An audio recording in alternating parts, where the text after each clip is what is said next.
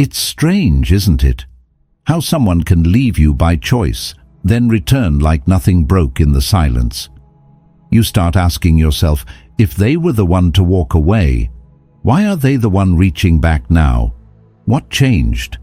Was it clarity or just discomfort? Love or loneliness? Because the truth is, when a woman comes back after leaving you, it's rarely just about you. It's about what she discovered in your absence, what she faced alone, and what the silence revealed that she didn't expect to feel.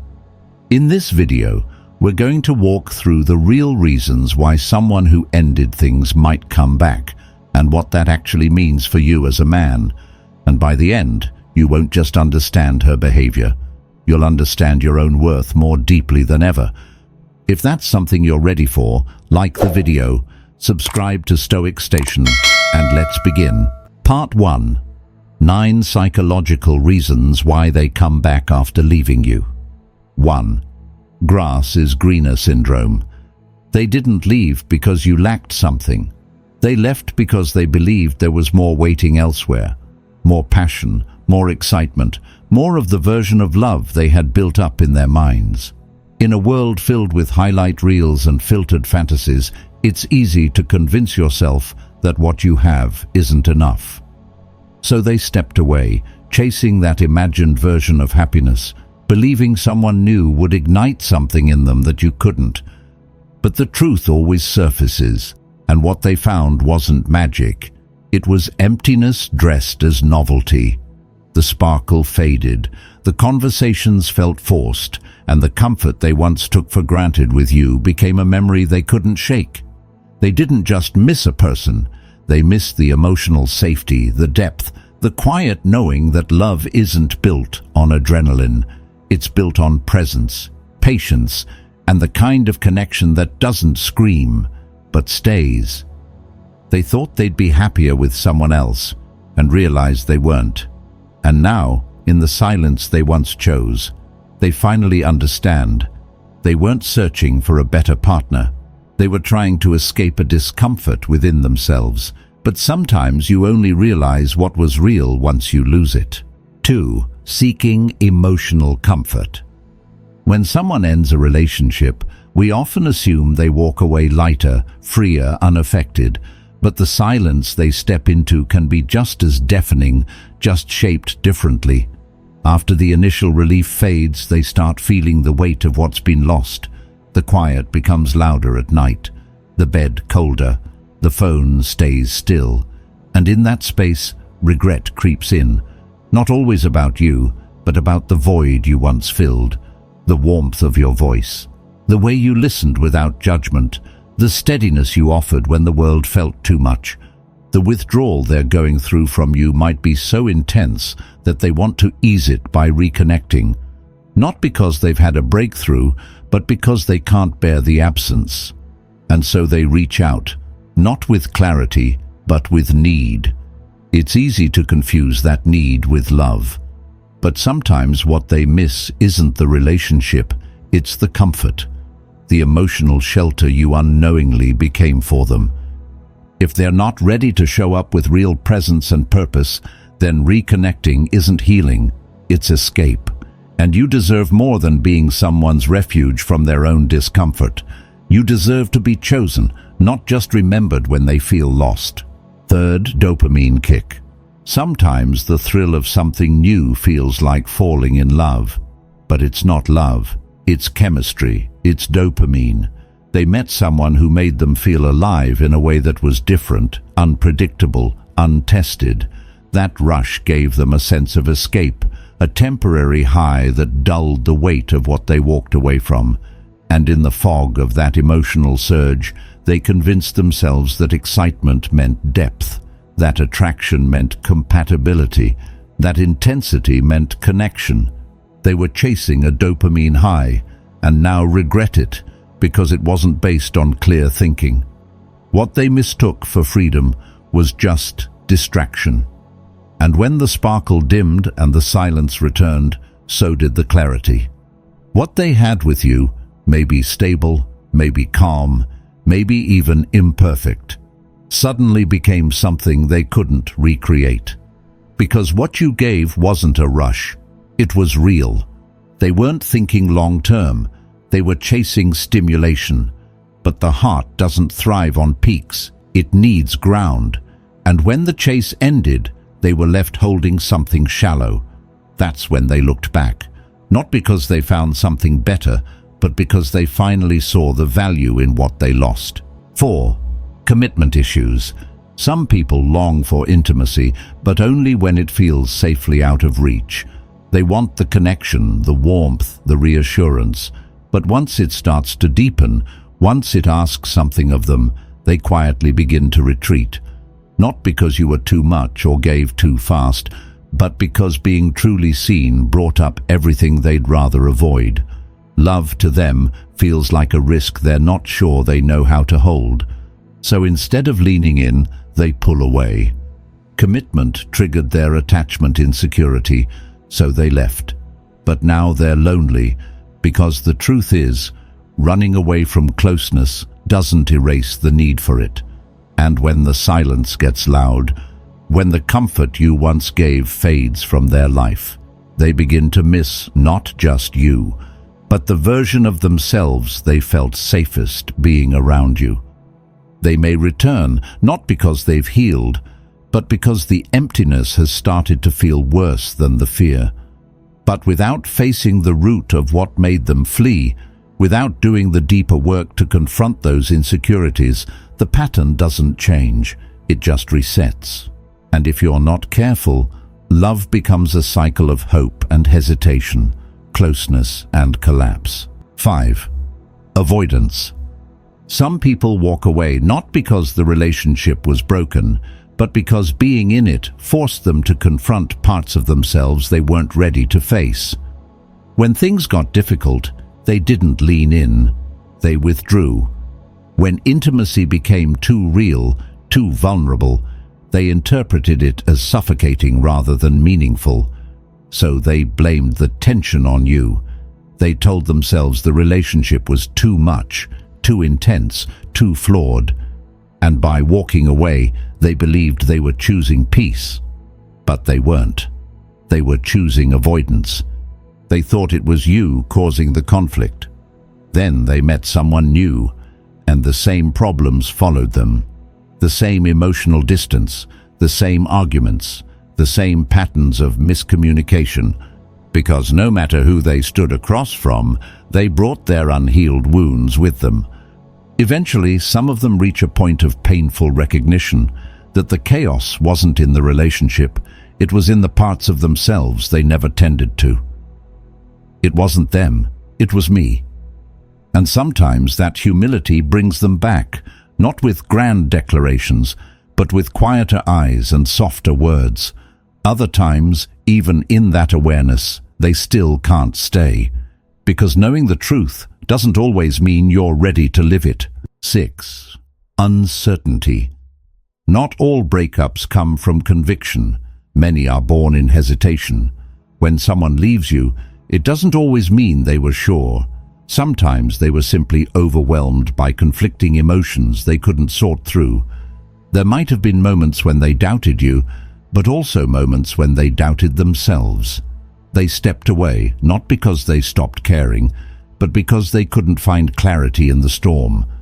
But clarity doesn't always arrive after distance. Sometimes what follows is even more confusion, because absence has a strange way of rewriting memory. After the breakup, nostalgia filters the memory. They remember the good, forget the bad. That's not love, it's memory bias. They hold on to flashes of joy, the way you looked at them, the way they felt safe, while conveniently pushing away the patterns, the friction, the unspoken tension that led them to walk away in the first place. That confusion can feel like love, but it may just be absence playing tricks on the heart. When they come back, it might be out of love, or it might be out of longing for a version of the past that never truly existed. And unless they've found the courage to face the whole truth, not just the golden fragments, they may still be choosing from the same uncertainty that drove them away. 7. Anxiety. There are breakups that come from logic, and then there are returns that come from fear. As much as no one wants to admit it, some people don't come back because they suddenly see your worth more clearly. They come back because the silence terrifies them. The stillness, once mistaken for freedom, now echoes too loudly. They scan the future and see nothing familiar, no hand to hold, no voice to come home to. And in that space of emotional panic, they reach for what once felt safe. Now that I don't have you anymore, I suddenly miss you all the more. But that ache may not be rooted in love. It may be rooted in the fear of being left behind, of having made the wrong choice, of ending up alone in a world that doesn't slow down for broken hearts. And so they reach back, not to rebuild something real, but to quiet the internal storm. But love built on anxiety can't hold weight. If they return just to calm their nerves, the relationship becomes a bandage over a wound that's still bleeding. And eventually that fear will rise again, only next time it might drag you down with it. Because fear doesn't build a foundation, it builds a trap. 8. Emotional instability. Some relationships don't unravel quietly. They explode, rebuild, and collapse again in cycles that feel more like survival than connection. If your ex struggles with emotional instability or carries traits of disorganized attachment, their love may have felt unpredictable. One moment, they clung to you as if you were their lifeline. The next, they pushed you away as if love itself threatened them. You were caught in their storm, never sure if you were being held or tested. They don't know how to keep love steady, so they create emotional tests to prove they're worth staying for. And when you returned after being pushed away, it reassured them that they were still lovable, even if they couldn't love in a way that felt safe. But that's not love. That's trauma reenacted in disguise. It's a pattern that feels passionate, but leaves both people exhausted, confused, and emotionally depleted. Unless deep inner work is done, these cycles continue endlessly with anyone. It's not about you being the wrong person. It's about them not yet being ready to hold love without breaking it. And no matter how much you give, if their wounds remain unhealed, your presence becomes a trigger instead of a sanctuary. 9th, control. Not every return is a confession of love. Sometimes it's just a quiet test. They reach out not because they want to build something real again, but because they want to see if they still can. If your heart is still accessible, if the door is still cracked open. They aren't seeking reconnection. They're seeking reassurance that they still hold power over how you feel. Some people don't come back for love. They come back to see if they can still control you. It's not affection. They're offering bait. A message that sounds sweet but feels hollow. A compliment that lands with confusion. A reminder of what we used to have, with no real desire to rebuild it. And if you're still emotionally entangled, you might mistake their presence for progress. You might interpret their attention as care, when really it's just a power move disguised as sentiment. Control disguised as love is dangerous. It keeps you circling someone who doesn't intend to meet you fully. And if you don't anchor yourself in self-worth, you'll hand over your peace in exchange for crumbs of validation. But when you finally stop responding to games, they lose access, not just to your life, but to your energy. And that, more than anything, breaks their illusion of control. Part 2. Are they coming back for love or just for relief? Their return might feel hopeful, even redemptive. But the real question isn't why they came back. It's how. People can reach out because they miss you, or because they miss how you made them feel. They might be reaching for the version of themselves they liked when they were with you. But none of that necessarily means they're ready to build something different or something better. Are they speaking from reflection or from reaction? Are they grounded in responsibility or just overwhelmed by emotion? You have to watch closely. Listen not just to their words, but to the energy behind them. Is their tone calm or chaotic? Do they take ownership of what went wrong or shift blame onto circumstances, confusion or time? Are they moving with intention or trying to recapture comfort? Don't confuse a temporary reach out with true regret. Real regret takes accountability, changed behavior, and emotional clarity. It's shown, not said. If they've truly grown, they won't pressure you. They'll give you space. They'll be steady even if you're unsure. They'll talk about the hard parts of your past with openness, not defensiveness. But if they avoid those conversations, if their answers feel vague, or their presence feels rushed, it's not about healing, it's about escape. And love that returns only to relieve discomfort isn't love. It's relief wearing your name. Part 3. Should you take them back? Ask yourself this first. Reconnection isn't always wrong. In fact, sometimes two people truly need distance to grow into the kind of presence they couldn't offer each other before. But coming back together only works if both of you are meeting in truth, not in loneliness, fear, or emotional habit. The hardest part isn't deciding whether you still love them. It's being honest about why you want them back. Ask yourself, do I miss them? Or do I miss the feeling of being chosen? Does the idea of us feel grounded? Or am I just afraid of starting over? Is this about rebuilding something strong and mutual? Or simply quieting the ache that's been living in me since they left? Close your eyes. Picture being with them again. The tone of their voice, the look in their eyes, the way the air feels when they're around. What does your gut say? Does it expand with calm or tighten with warning? That feeling is your compass. Don't ignore it. You can't make a clear decision when you're lying in bed ruminating. Clarity comes when you're in motion, with your values. So get up, move your body, write your truth. Revisit the habits and spaces that made you feel whole. Listen to people who remind you who you are, not just who you were with them. Whatever you choose, rebuilding or letting go, don't let it come from panic. Let it come from alignment. Because love, at its best, isn't something that rescues you. It's something that meets you once you've already rescued yourself. If you're going through this right now, if she's come back, or you're wondering whether she will, understand this. Her return is not the answer. It's just the moment. What you do with it is what defines your growth as a man.